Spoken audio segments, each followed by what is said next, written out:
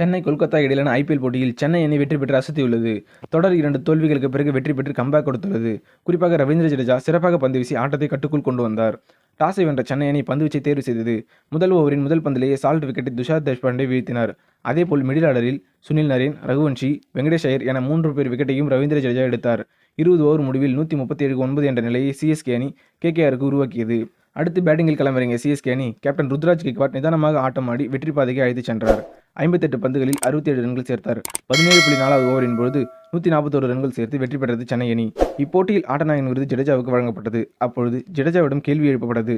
அதாவது தோனியை தலை என்றும் ரெய்னாவை சின்னத்தலை என்றும் அழைப்பது போல் உங்களுக்கு ஏதேனும் பட்டம் ரசிகர்கள் வழங்கியிருக்கிறார்களா என்று கேள்வி எழுப்பப்பட்டது.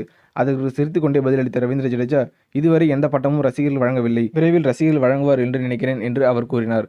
தொடர்ந்து பேசிய ரவீந்திர ஜடேஜா, சென்னை மைதானத்தில் பந்து வீசுவது எனக்கு மிகவும் பிடிக்கும். நான் அதனை மகிழ்ச்சியுடன் செய்வேன். சென்னை மைதானத்தை பொறுத்தவரை பந்து சரியான இடத்தில் வீசினால் நிச்சயம் உங்களுக்கு விக்கெட் கிடைக்கும். இந்த ஆடுகளத்தை கணிப்பது சிரமம். இங்கு வந்து விளையாட வேண்டுமென்றால் 2 அல்லது 3 நாட்கள் இடைவெளி இருக்கும். அப்பொழுதுதான் அதற்கு தகுந்தது போல் திட்டத்தை வகுக்க முடியும். மிகவும் சிரமமான விஷயம். இது எங்களின் ஹோம் கிரவுண்ட் என்பதால் இங்கு எப்படி விளையாட வேண்டும் என்பது எங்களுக்கு நன்றாக தெரியும் என்று அவர் கூறியுள்ளார். இப்போட்டியில் 4 ஓவர்கள் வீசி 18 ரன்கள் தந்து 3 விக்கெட் எடுத்து 2 தரமான கேட்ச்களை பிடித்து ஆட்டநாயகன் விருது தட்டிச் சென்றுள்ளார் ரவீந்திர ஜடேஜா.